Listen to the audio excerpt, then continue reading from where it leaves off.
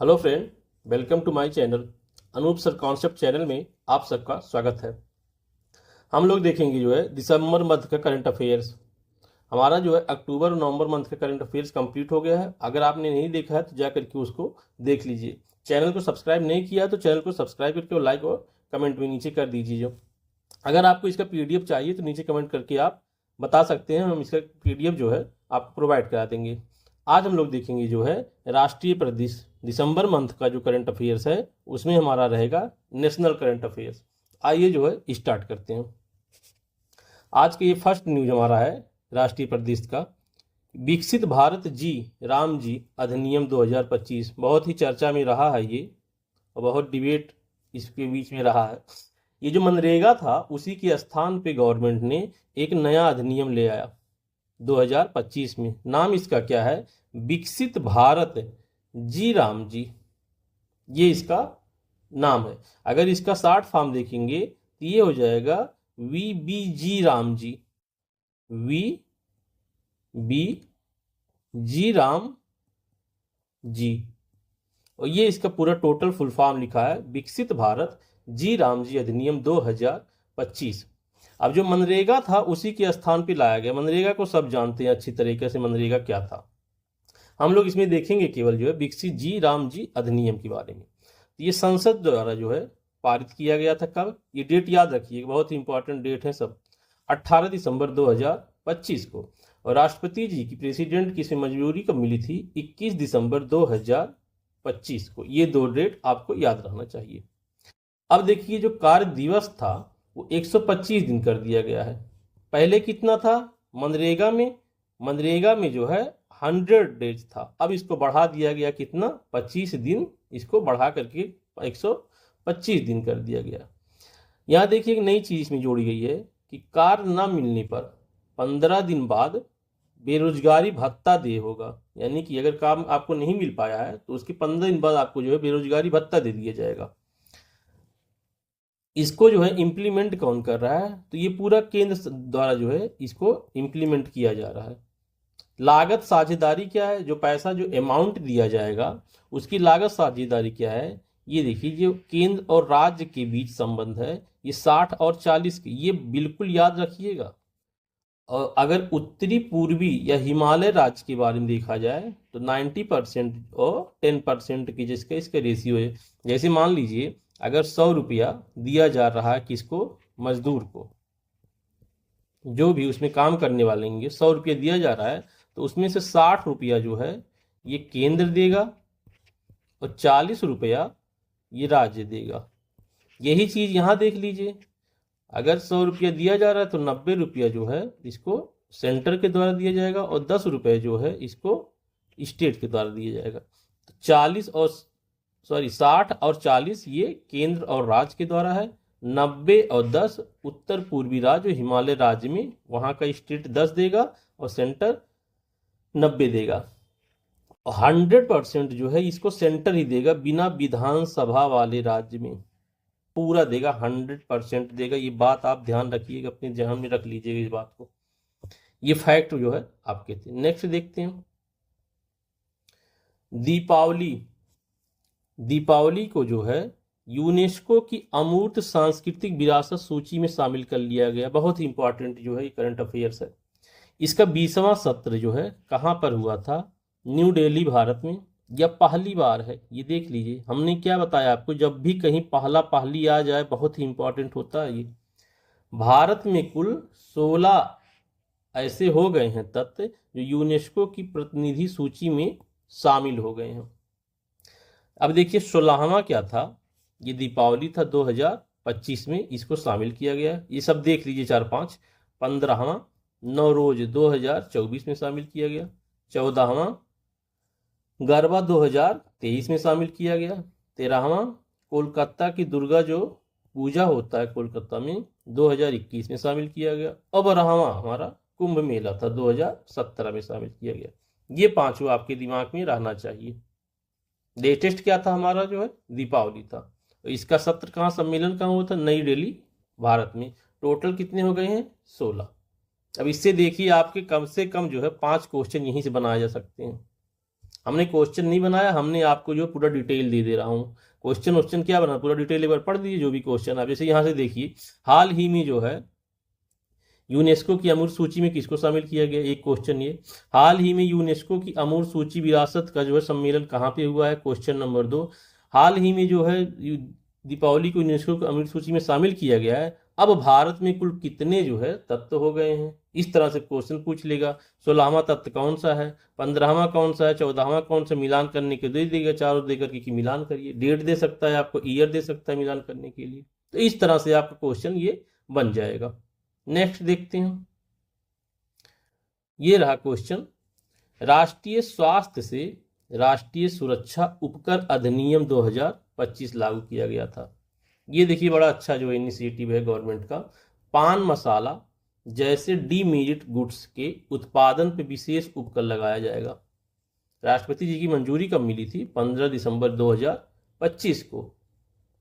Next जो है census 2027 में होने की बात चल रही है, क्योंकि पिछला जो सेंसस हमारा हुआ था वो 2011 में आया था। यानी हर 10 साल पे सेंसस होता है, तो 2021 में होना था, लेकिन उस समय क्या था, कोरोना के साथ जो है काल चल रहा था, तो कोरोना की वजह से जनगणना नहीं कराएगी। गवर्नमेंट ने अनाउंस किया कि 2027 में हम जनगणना कराएंगे। तो जनगणना से संबंधित कुछ बातें देख लीजिए। भारत की पहली पूर्ण डिजिटल ये जनगणना होगी 2027 वाला, ये ध्यान रखिएगा। पहली पूर्ण डिजिटल, सब कुछ डिजिटल होगा, इसमें कोई भी जो है कागज का इस्तेमाल नहीं किया जाएगा। भारत में पहली जनगणना कब हुई थी, 1872 में। इस समय कौन सा था जो है शासक, लॉर्ड मेयो। ये वही लॉर्ड मेयो है जिसको अंडमान और निकोबार जाते समय इसको जो है चाकू से कुछ लोगों ने हत्या कर दी थी, लॉर्ड मेयो। भारत में पहली व्यवस्थित जनगणना, ये ध्यान रखिएगा, व्यवस्थित रूप से कब जनगणना की गई थी, 1881, लॉर्ड रिपन, इनके शासनकाल में जो है ये व्यवस्था की गई थी। अब देखिए स्वतंत्र भारत की पहली जनगणना, तीनों में डिफरेंस रखिएगा, 1991, यानी कि जब जनसंख्या हमारा देखिए कितना था, 36.1 करोड़ यानी कि अगर आज 146 करोड़ मान के चलिए, तो टोटल जब से हम लोग इंडिपेंडेंट हुए 100 करोड़ जनसंख्या बढ़ गई है भारत में, 100 करोड़, ध्यान रखिएगा। जब से ये रहा, फिर जनगणना 2027 देश की 16वीं जनगणना होगी, और स्वतंत्रता के बाद 8वीं जनगणना होगी। ये बात आप ध्यान रखिएगा, ये मोटी मोटी बात जो है जनगणना के बारे में हम लोग देख चुके हैं।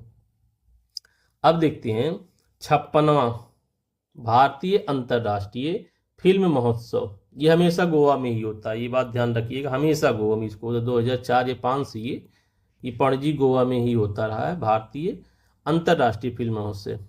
इसमें फैक्ट देख लीजिए, फोकस देश क्या था, जापान को रखा गया, और पार्टनर देश स्पेन को, और स्पॉटलाइट देश जो है ऑस्ट्रेलिया। ये याद रखिएगा 3 आप। इसमें एक महत्वपूर्ण अवार्ड दिया जाता है, गोल्डन पीकॉक पुरस्कार, स्किन ऑफ यूथ को मिला है, स्किन ऑफ यूथ को मिला है। इसमें सर्वश्रेष्ठ अवार्ड किसको दिया गया है, उबेई मार रियोस को दिया गया है सर्वश्रेष्ठ पुरस्कार। सर्वश्रेष्ठ अभिनेत्री का जो है पुरस्कार जारा सोफिया ओस्तान को मिला है। अब इसमें देखिए भारतीय की जो एक उपलब्धि है, रजनीकांत को सिनेमा में उनके 50 वर्ष पूरा करने के लिए सम्मानित इनको किया गया है। 50 वर्ष इन्होंने पूरा कर लिया रजनीकांत जी ने। सर्वश्रेष्ठ वेब सीरीज यानी OTT पुरस्कार बंदिश बैंडिश सीजन, बंदिश बैंडिश सीजन एक सीरीज चलती है OTT पे, उसी को दिया गया है। अब नेक्स्ट न्यूज देखते हैं।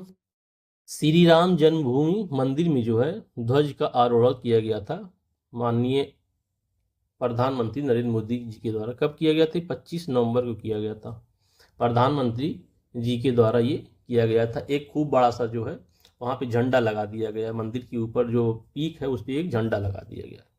ध्वज का आकार क्या था, ये आप ध्यान रखिएगा, ये भी पूछ सकता है आपको जो स्टेटमेंट में, ध्वज का आकार क्या था, इंपॉर्टेंट बात है।